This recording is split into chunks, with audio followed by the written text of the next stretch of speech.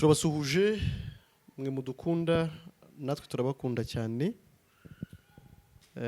Reka tunabakunde kandi ni mu gihe n'Imana yarabakunze kandi urukundo rwayo ntirwabaye amagambo ahubwo rwigaragarije mu bikorwa ubwo yatangaga Yesu Kristo kugira ngo apfire abari mu isi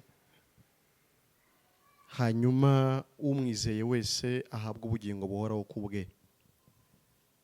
Turi hano rero nk'abamamaza iyo neza y'Imana ku bari mu isi kugira ngo utari yagabana kw'iyo mpano y'ubugingo buhoraho nawe ayakire biciye mu kwizera umurimo Imana yakoze muri Kristo Yesu. Niyo mpamvu rero iyi cano iriho, tukaba twarayise Ijuru Ntirikorerwa TV, ariko hashingiwe ko ijuru twariherewe ubuntu muri Kristo Yesu. Turagushimira kudukurikira, ariko dushimira n'Imana ikomeza kudushoboza ikatubashisha kubona uyu mwanya wo kugira ngo tubashe kuganira namwe. Utarakora subscribe igihe ni iki cyo kubikora, ariko kandi usangize n'abandi aya makuru kugira ngo nabo ibyiza Imana yatugiriye muri Kristo nabo bibagereho. Wifuza kujya kuri WhatsApp group yacu, watwandikira kuri WhatsApp uciye kuri nimero 0784 42 57. Uri hanze y'igihugu washyiraho kode y'igihugu cy'u Rwanda akamenyetso cyo guteranya 250 784 42 57, ukaza ugasangira umunezero n'abera bari ku isi yose. Ngiye uvuga ni Emile Nshimiyimana, nkaba nirata umusaraba wa Yesu wangize intungane nkiri mu isi. Nkaba rero ndi kumwe na bene data nabo dusangiye ibyiringiro by'ubugingo, ariko kandi tukaba turasangiye ubufatanye mu murimo w'ivugabutumwa.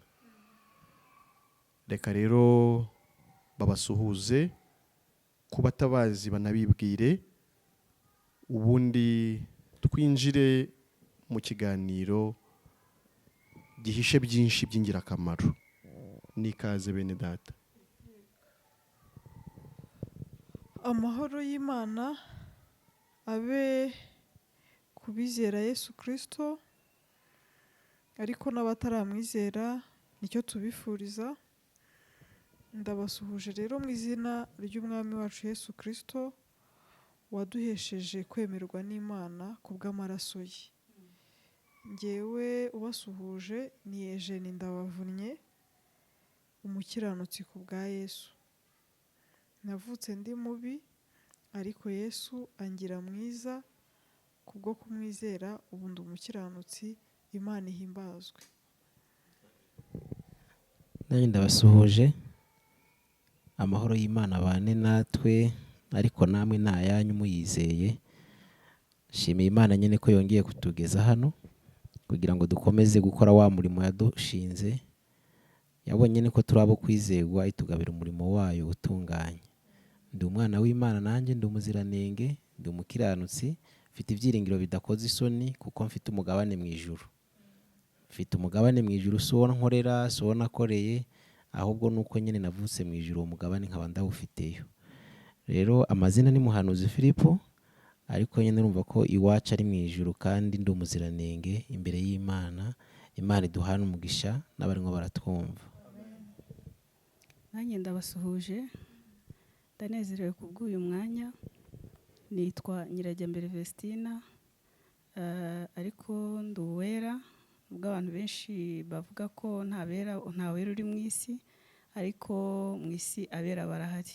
Cyane ko n'ijambo ry'Imana ribigaragaza ko abera bo mu isi ari bo mfura Imana yishimira zonyine. Ubwo rero bivuze ko nyine mu isi abera bahari, natwe turimo. ndetse nanjye ndimo ndi uwera, ariko mbikesha Yesu kuko niwe wampinduye kuba uwera nk'uko nawe yera. Nubwo kera nari umunyabyaha, nari umukobanyi, nari mubi, ariko ibikorwa bye no kwera kwe no gutungana kwe byampinduye uwera, ndetse ndabimenya, ndabyiringira, ndanabyizera, hanyuma bimpindukira ubuzima. Imana ihimbazwe. Nanjye ndasuhuza abakunzi bacu bakurikirana ibiganiro tunyuza kuri YouTube channel Ijuru Ntirikorerwa TV, ku batagatifu batagatifujwe mu maraso ya Kristo Yesu, amahoro n'imigisha bibonerwa muri Kristo Yesu bibane n'imitima yanyu.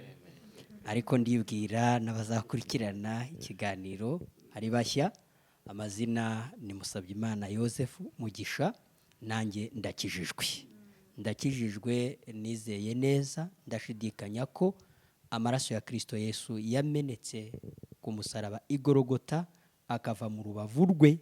Ayo maraso ariyo yatumye mbabarirwa ibyaha byanjye. Kuri ubu rero ndi umwera, ndi umuziranenge, ntabwo ngaba mu maso y'Imana bikesha kwizera icyo gikorwa Yesu yakoze. Ndi umubwirizabutumwa bw'ubuntu bw'Imana. Imana ishimwe cyane. Imana ishimwe kandi himbazwe. Amen. Mu isi no mu ijuru.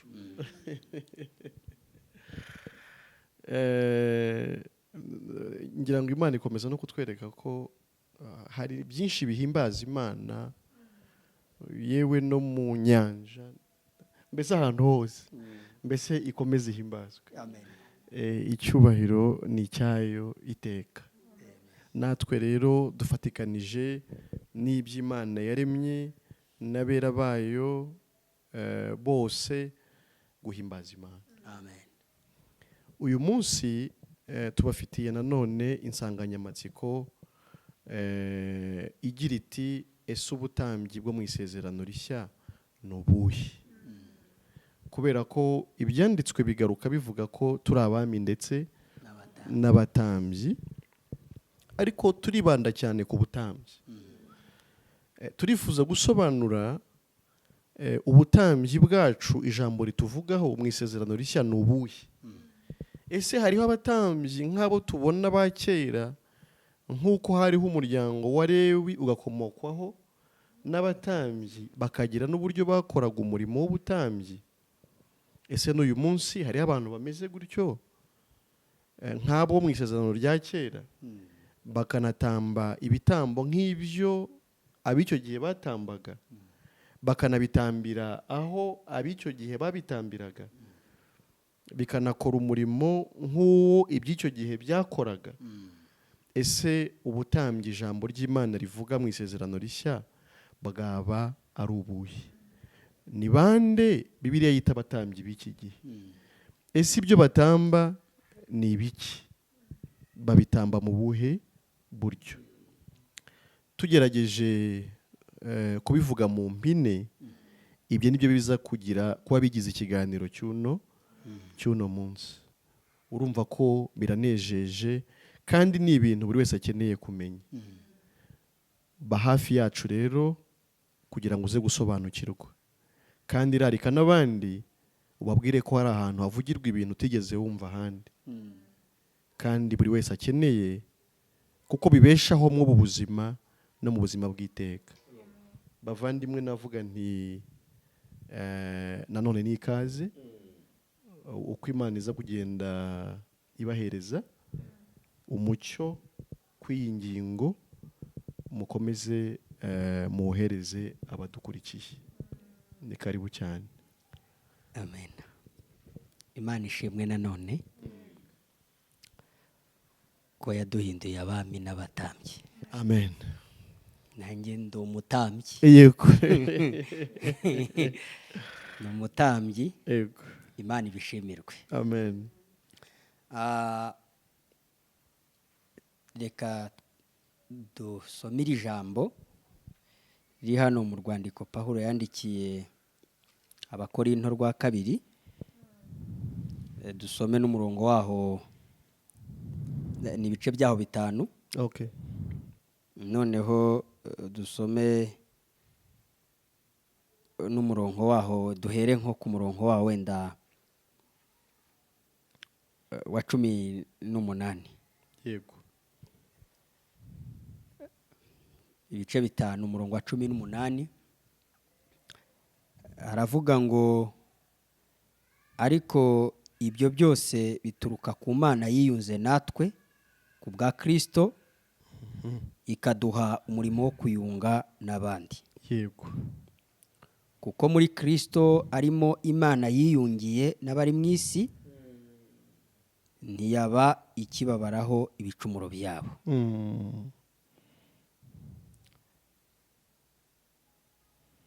Kandi noneho yatubikije ijambo ry'umwuzuro. yego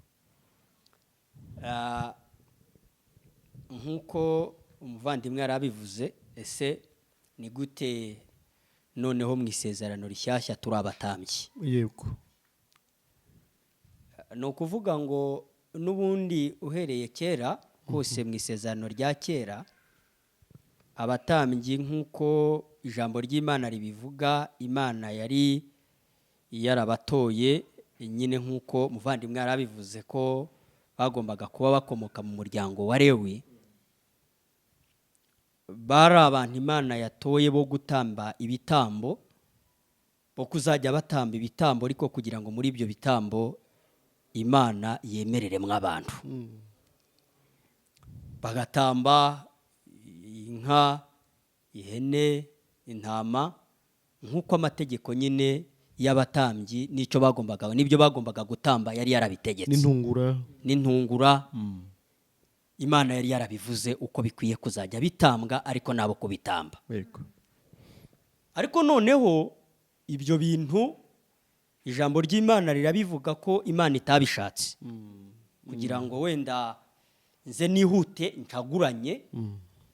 Imana ivuga ko itigeze ibishaka. Iyo usomye mu rwandiko rw'Abaheburayo ibice byaho 4 ubona ko noneho Imana yavuze ngo erega ntibishoboka ko amaraso y'amapfizi n'ay'ihene akuraho ibyaha. yego Nicyo cyatumye ubwo Yesu yazaga mu isi avuga ngo ibitambo n'amaturo ntiwabishatse, ngo ahubwo wanyiteguriye umubiri. Mpera ko ndavuga nti dore ndaje data mu muzingo w'igitabo, niko byanditswe kuri nge. Ayo magambo yavugwaga kuri Yesu. Kunono Yesu yaje kugira ngo aze gukuraho ibyo bitambo, ariko nanone hanakurweho n'abo batambyi batambwaga ibitambo byatambwaga mu isezerano rya kera. yego Noneho Yesu rero aza ari nk'igitambo. Nihuse rero aje ari nk'igitambo, yaje noneho ari igitambo ariko cyiza gukuraho ibyaha. yego Yohani abonye Yesu amusanze kuri Yorodani yamuvuzeho nk'igitambo. Yaravuze ngo nguyu umwana w'intama ukuraho ibyaha by'abari mu isi. Urumva Yesu ni Yohani mu butumwa bwiza igice cya 1 umurongo wa 29. yego urakoze muvandimwe. Noneho rero urumva ko Yesu yaje noneho ari igitambo. Nk'uko mu isezerano rya kera umutambyi yavugaga ibyaha Abisirayeli bakoze, akavuga ngo Imana ibabarire Abisirayeli ibyaha no gukiranirwa, bikava ku Bisirayeli bikabarwa ku gitambo. Niko na Yohani nawe yaravuze kuri Kristo Yesu ko ari igitambo noneho ariko cyiza gukuraho, cyiza gusimbura ibindi bitambo byatambwaga. Nuko rero natwe Yesu aje ahindutse igitambo, abarwaho ibyaha noneho by'abari mu isi bose. yego Abazwaho ibyaha by'abari mu isi yose. Hano niho tunasomye havuze ngo ariko ibyo byose bituruka ku Mana yiyunze natwe ku bwa Kristo. Urumva noneho igitambo nka Kristo, we wahindutse igitambo, noneho yabaye igitambo, abarwaho ibyaha by'abari mu isi, noneho abazwaho ibyaha by'abari mu isi aricwa nk'igitambo. yego Yishwe nk'igitambo rero, ubwo muri icyo gitambo ubwo tuba dukuweho urubanza rw'ibyaha. Noneho rero abizeye ko muri Kristo Imana yiyunze nabo ntiyaba ikibabaraho ibicumuro byabo, ubwo bakaba babaye abakiranutsi mu maso y'Imana babiheshejwe no kwizera ibyakorekeye muri icyo gitambo. ubwo baba bahindutse abatambyi. yego Ubwo baba bahindutse abatambyi nabo, ariko bahindutse abatambyi ariko bo gutamba icyo gitambo nanone. Ubwo rero tugitamba mu buhe buryo rero? Ubwo tuba tubaye abatambyi iyo turiho tubwira abantu umurimo Imana yakoreye inyokomuntu muri Kristo Yesu. Ubwo ni ukuvuga ngo tuba turi gutamba igitambo, kuko ababa batambyi ni abamaze kwizera ko icyo gitambo cyabakuyeho urubanza rw'ibyaha. Nsoza rero abavandimwe nabo bagakomeza kuvuga kuri iki kintu. Umuntu w'umutambyi ntabwo nk'uko benshi babizi, ngo abantu benshi biyita abatambyi. yego Abantu benshi ngo nanjye ngo ndi umutambyi, ngo ndi umutambyi, ariko wabaza uwo muntu w'umutambyi ibyo atamba bikakuyobera, wamubaza ati se uri intungane? Bati nta ntungane iba ku isi. Bati n'intungane bwira 17 numva bagenda babivuga. Uwo rero ntabwo ari umutambyi. Ubu umutambyi ni uwizeye ko muri Kristo Yesu ahubwo Imana yiyunze nawe ntiyabiki umubara w'ibyaha, niwe Imana ihereza noneho umurimo w'ubutambyi wo kujya kunga abantu n'iki n'Imana. Imana ishimwe. amen nako ijambo ry'Imana rimwe riravuga muri Petero wa mbere igice cya 2 yego ngo kera ntimwari ubwoko ngo ariko none tubwire n'umurongo eh, ko badukurikiye bagomba ni kureba. Petero wa mbere igice cya 2 umurongo wa 9 n'uwa 10. Eka mpere ku wa 10 ndagaruka ku wa 9 ngo kera ntimwari ubwoko yego ariko none muri ubwoko bw'Imana. Kera ntimwari bwarakababarirwa ariko none mwarababariwe. yego Ku murongo wa 9 dusubiye inyuma ngo ariko mwebweho muri ubwoko bwatoranijwe, abatambyi b'ubwami, ishyanga ryera, n'abantu Imana yarose, kugira ngo mwamamaze ishimwe ry'abahamagaye, ikabakura mu mwijima Yego. ikabageza mu mucyo wayo w'itangaza. amen Shimiye Imana ku bw'aya magambo yo gusobanura ubutambyi bwa none. Ubutambyi bwa mbere wari umurimo Imana yashizeho nyene kugira ngo bajye batamba ibyaha by'abantu. Bahora mu rusengero niko dusoma, bica amahene, intungura, iki kugira ngo abantu babarirwe ibyaha. Yego. Abatwumva babyumve neza, iyo wakoraga ibyaha we n'umuryango wawe hari iciro mwazana, hari igitambo mwatangaga mukakizanira abatambyi bakagica izosi, amaraso akameneka. Yego. Ariko icyo gitambo cyo bazanaga nta mirimo cyaba cyakoze, yego nta n'icyaha nta n'iki. Akantu kiyongereyeho cyari igitambo kimaze umwaka umwe kandi ngo kitazira inenge kuko cyarasuzumwaga. yego Sibyo? yego Ariko hano twasomye ngo kera rero ntimwari bwarakababarirwa. Ni ukuvuga ngo abamaze kubabarirwa, aba bamaze gukugwaho ibyaha n'igitambo noneho kitari icy'itungo ahubwo ari Kristo Yesu, abangaba ngo babaye ubwoko bw'Imana. yego Nyine ntiwumva ko umaze ku bwoko bw'Imana yera nawe uba uri uwera. Ntabwo Imana yakugira ubwoko bwayo uri umunyabyaha kandi nayo yera. Yego. Oya, ahubwo ubu ni umurimo Kristo Yesu yakoze wo kubanza kudukuraho ibyaha, hanyuma noneho ngo duhinduke ubwoko bwera bw'Imana, ngo ishyanga ryera. Dukuremo n'akantu abantu iyo tuvuze ngo turabera kandi nabo banabiririmba bumva nyene ahari ngo twigereranije, ariko ntabwo tuba twigereranije. Imana yera ibyara bera, Yego. icyo cyo tugice akarongo. yego Ntabwo Imana ibyara abanyabyaha kuko si inyabyaha.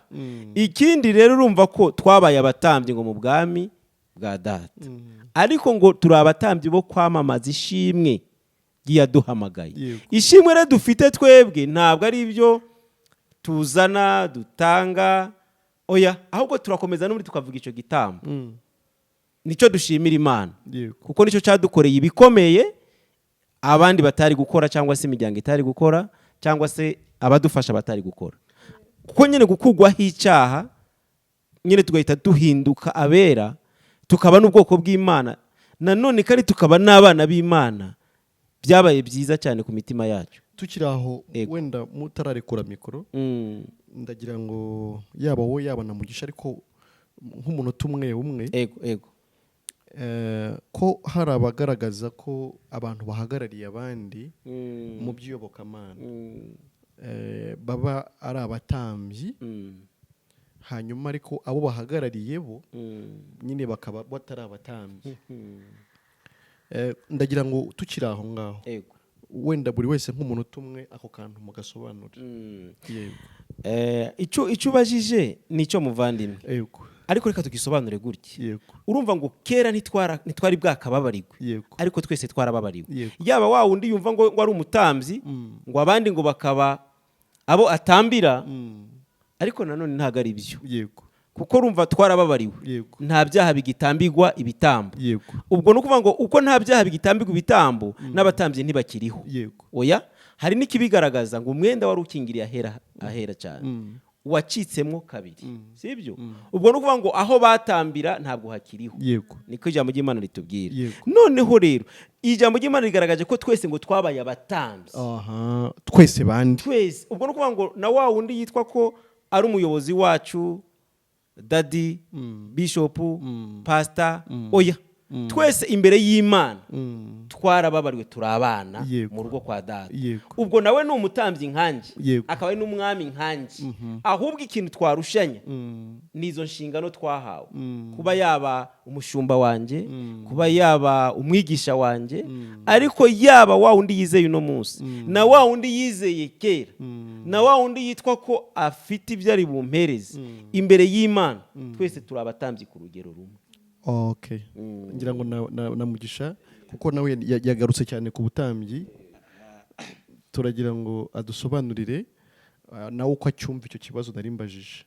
Icyo kibazo ukuntu nyumva, uhereye kera mu isezerano rya kera hose nta n'umutambyi wajyaga gutambirira abandi igitambo gikuraho ibyaha atabanje kwitambirira ubwe.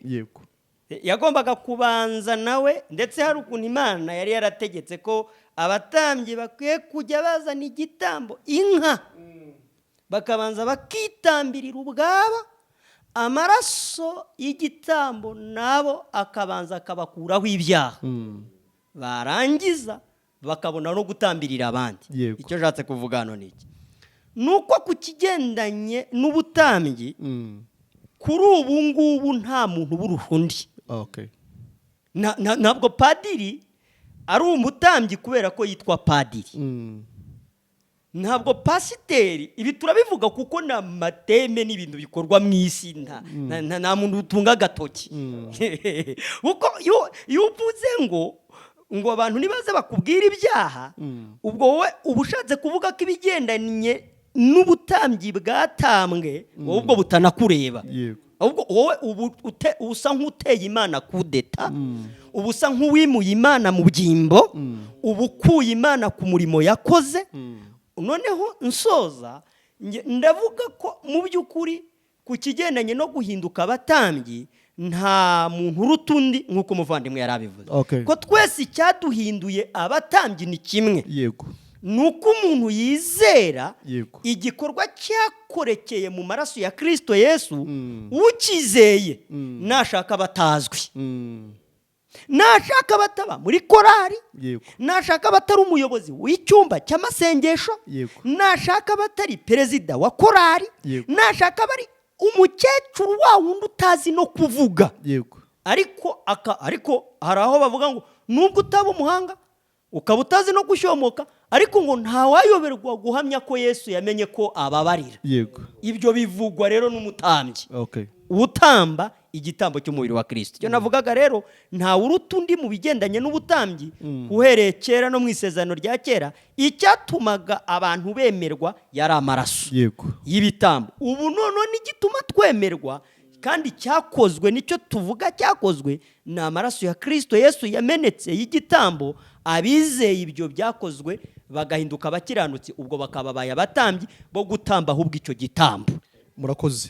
Murakoze cyane, nifuzaga ko bisobanuka. Mwagarutse mwembi ku gitambo cy'ibyaha. N'ubundi umutambyi yabaga ameze nk'umuntu uri hagati y'abantu n'Imana, kugira ngo afashe abantu kwegera Imana, ariko biciye mu kubatambirira ibitambo by'ibyaha, kuko imana yera itakwegerwa n'umunyabyaha. Ikaba rero abatoranirije uwo murimo kugira ngo ubwoko bw'Abisirayeli bubashe kubana n'Imana bikunde, hagiye haboneka impongano y'ibyaha byabo. Mugaruka rero ku gitambo kimwe rukumbi cyatanzwe n'Imana muri Kristo, kidukuraho ibyaha byacu byose. Bityo tukaba turi mu isi, hariya mu magambo Mugisha yasomye mu Bakorinto ba kabiri, mu rwandiko rwa kabiri Pawulo yandikiye Abikorinto mu gice cya 5, haravuga ngo byose bituruka ku Mana yiyunze natwe ku bwa Kristo, irangije iduha umurimo wo kuyunga n'abandi. Ubigiye nk'uwo murongo koko, n'umutambyi yarabanzaga akitambirira ibitambo by'ibyaha bye n'inzu ye. Hanyuma kuko ikibazo cye cyakemutse, akajya yatamba nanone ibitambo bya rubanda. Bityo natwe rero kuko ikibazo cyari hagati yacu n'Imana cyamaze gukemuka, natwe duhari mu by'ukuri nk'abadakiza abantu ibyaha, ariko nk'ababatungira agatoki aho ibyaha byakiriye. Noneho kuri icyo, uwizeye Kristo wese akamara kwakira imbabazi z'iteka z'ibyaha bye twaherewe muri Kristo, wese ni umutambyi ku rugero rumwe n'undi. Kuri icyo niho nashaka cyane ngo nanone nyine dusobanure, niba nabasubirishijemo kugira ngo abadukurikiye bumve neza.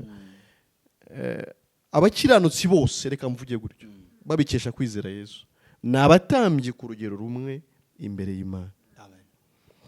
Ariko aho ndibwira ko twahapfundika gutyo, noneho tugasimbukira ahandi.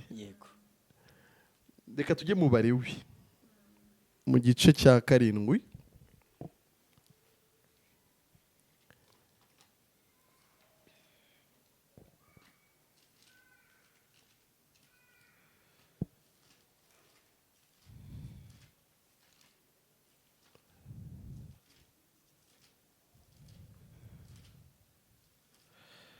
Guhera ku murongo wa 30, reka duhere ku 28, ariko turihuta ntabwo dusoma byinshi.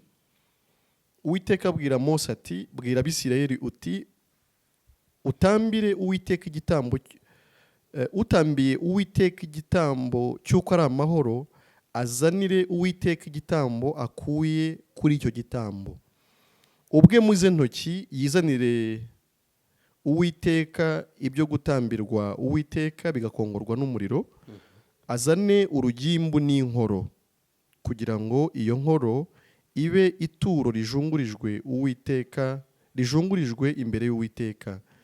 Kandi umutambyi yosereze rwa rugimbu ku gicaniro, ariko iyo nkoro ibe umwanya wa Aroni n'abana be. Kandi ku bitambo byanyu by'uko muri amahoro, mujye muha umutambyi urushyi rw'ukuboko kw'iburyo ho ituro ryererejwe. Nshatse ngira ngo nasorezaho cyangwa nsombe n'ukurikira. Uwo muri bene Aroni utambye amaraso n'urugimbu rw'ibitambo by'uko umuntu ari amahoro, aba ari we uhabwa urushyi rw'ukuboko kw'iburyo ho umwanya we. Amen. Ndashaka kugaruka ku bitambo by'uko turi amahoro, kuko kiriya gitambo cy'ibyaha ngira ngo mwagisobanuye cyane. Ariko ntabwo ari cyo batambaga gusa, ahubwo habagaho n'ibitambo by'uko bari amahoro, bigatambirwa Uwiteka nabyo biciye mu nzira y'abatambyi. Hanyuma reka mvuge ngo Imana ivuga ibitambo by'uko turi amahoro by'uburyo bwinshi dutamba. Ibi bitambo bigaragara ko urugimbu rw'igitambo rwajyaga ku gicaniro rukoswa, hanyuma umubavu ukazamuka ujya ku Mana. Bivuze ngo cya gitambo mu by'ukuri Imana yakibonagaho binyuze muri wa mubavu, ariko bavuze n'amoko y'inyama harimo urushyi rw'ukuboko kw'iburyo n'inkoro byaribwaga n'abatambyi. Bivuze ngo mu gutambirira Imana ibitambo by'ishimwe by'uko bari amahoro habagamo kunezeza Imana, ariko hakabamo n'imibereho myiza ituruka ku byo kurya nyine biva ku bitambo bikanagenerwa nyine n'abatambyi nanone. Icyo nshaka kuvuga ni iki? Ndashaka kuvuga ngo tukiri hano mu isi nk'abakiranutsi hari ibitambo by'ingaruka zo gushimira Imana ibyo yadukoreye, Imana idushakaho, ari nabyo bitambo nyine by'uko turi amahoro, ari nabyo biza guhura noneho n'ibi bitambo biri kuvugwa hano mu Balewi abakera batambaga. Natwe dufitiye Imana ibitambo by'ishimwe by'uko turi amahoro. Noneho rero iyo tugarutse neza dusoma mu isezerano rishya turimo, tubibona mu gice cya 12, twakwihuta tukahasoma ntago ntinda, cy'Abaroma. Turaza no kujya mu Baheburayo mu gice cya 13:15, mu gice cya 12 cy'Abaroma imirongo ibanza nk'ibiri gusa. Kwasoma cyane rwose. Haravuga ngo Abaroma 12 umurongo wa mbere n'uwa kabiri. Aravuga ngo nuko bene data ndabinginga kubw'imbabazi z'Imana ngo mutange imibiri yanyu ibe ibitambo bizima byera bishimwa n'Imana, ariko kuyikorera kwanyu gukwiriye. Kandi ntimwishushanye n'ab'iki gihe, ahubwo muhinduke rwose mugize imitima mishya, kugira ngo mumenye neza ibyo Imana ishaka, ari byo byiza bishimwa kandi bitunganye rwose. Amen. Amen. Umukiranutsi w'Imana kubw'imbabazi, niko Pawulo yavuze, ndabinginga kubw'imbabazi twagiriwe tugarukana amashimwe, dutanga imibiri yacu ibi bitambo bizima byera kandi bishimwa n'Imana, ngo niko kuyikorera kwacu gukwiriye. Muri make Imana ikeneye ko umukiranutsi ubuzima bwe bwose bubaho bushimisha Imana, ibyo akora byose, ibyo avuga byose, ibyo atekereza byose, mbese aba ari igitambo kizima kigenda, mbese Imana ibe yamubonamo ibyo kuyinezeza, nk'uko hazamukaga umubavu ariko ukomotse ku cyapfuye. Reka n'ubundi mvuge ko hatabuze igipfa kugira ngo uwo mubavu uyu munsi uba uri kuzamuka ariko noneho rero abariho, niko ijambo rivuga ngo yapfiriye bose, kugira ngo abariho be gukomeza kwiberaho ubwabo, ahubwo babereho wabapfiriye kandi akabazukira. Imana irashaka ko umukiranutsi ubuzima bwe bwose buba ubuzima bunezeza Imana, a living sacrifice, igitambo ariko noneho kizima kigenda, sibyo? Ariko buri ntambwe, buri mpumeko, buri mvugo, buri gikorwa cy'umukiranutsi cyose kibe icyo gushimisha Imana. Wa mubavu ugira ute uzamuke, ngo kandi twe gushushanya n'ab'iki gihe tudahwanye. Mu yandi magambo, isi ifite imibereho yayo, ariko n'abakiranutsi nabo bafite imibereho yabo. Reka tugende mu Baheburayo 13 umurongo wa 15. Yego. Ndibira ko twahageze. Twahageze. Nuko tujye dutambira Imana iteka igitambo cy'ishimwe tubiheshejwe na Yesu, aricyo mbuto z'iminwa ihimbaza izina ryayo. Sibyo? Hano tujye dutambira iteka Imana igitambo cy'ishimwe, aricyo mbuto z'iminwa ihimbaza izina ryayo. Noneho wumvisha none igitambo nanone Imana ishaka ni imbuto z'iminwa y'abera ihimbaza izina ryayo, tubeshejwe ariko na Yesu, bishingiye ku cyo Yesu yakoze. N'ubu turi gutamba, ubwo nicyo bishatse kuvuga. Niba ari imbuto z'iminwa ihimbaza izina ry'Imana ku bwa Yesu, n'ubu nicyo turimo turakora. Icyo gitambo turimo turagitamba. Ariko mu Baroma ho bavuze ko bitagarukira ku munwa, ahubwo n'imibereho yacu ikaba imibereho izamura umubavu w'umuriro Imana. 16 kugira neza no kugira ubuntu ntimukabyibagirwe, kuko ibitambo bisa bityo ari byo binezeza Imana. Barongeye nanone babigaruye mu bifatika, mu bikoreka, mu bigaragara. Kugira neza no kugira ubuntu nabyo ngo ntitukabyibagirwe, kubera ko ibisa bityo binezeza, ibitambo bisa bityo binezeza Imana. Mu kindi Kinyarwanda nsoza, nko muri ijambo ry'Imana ho baravuga ngo ntimukibagirwe kugira neza no gusangira ibyo mufite, kuko bene ibyo ari byo bitambo bishimisha Imana. Abera batubanjirije tubona mu byanditswe byera bafite ukuntu babanaga, byatubera urugero rwiza rw'ibi bitambo Imana idushakaho, uburyo abera bakwiye gukenurana, kugira neza no kugira ubuntu. Bavuze ko ari gusangira ibyo, kugira neza no gusangira ibyo mufite. Ahandi mu byanditswe bavuga ngo mugirire bose neza, ariko cyane cyane abo mu nzu y'Imana. Bivuze iki? Bivuze ngo muko kugira neza hari ukugirira abantu bose rusange neza, ariko nanone duhereye no kuba mu nzu y'Imana. Ariho ivugabutumwa ryose rikwiye kuba ridasigana no gufasha abakene, kandi mu buryo bwose, kuko n'abatubanjirije ari Yesu yarabikoraga. Uruhago rwa Yuda rwari rwo gufasha abakene. Tubona gufasha abakene, Yesu yagaburiraga abantu bose baje aho kumva ubutumwa bwiza. Pawulo avuga ko ba Petero ikintu cya mbere urakoze cyane, yabyigishije bene data, ndetse yabahuguyemo kenshi. Anavuga ko nawe ajya kureba ba Petero, ikintu bamwongereye ku byo yakoraga ngo ni ugufasha abakene, ngo ariko ngo nacyo yarasanzwe agikora. Muri Bibiliya ntagatifu ho baravuga ngo ntimukibagirwe kugira neza no gushyira hamwe ibyo mutunze, kuko bene ibyo ari byo bitambo bishimisha Imana.